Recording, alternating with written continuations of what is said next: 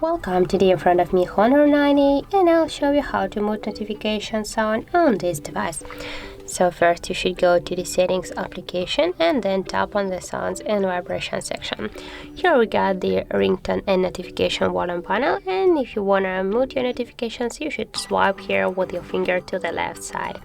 But in this situation you will also mute your ringtones, not only the notifications. So in this case I suggest you to go here to the notification sound and just switch your currently notification sound to the known one, and by this way you can mute only your notifications and stay with the ringtones. So that's how it looks, and if you find this video helpful, remember to leave a like, comment and subscribe our channel.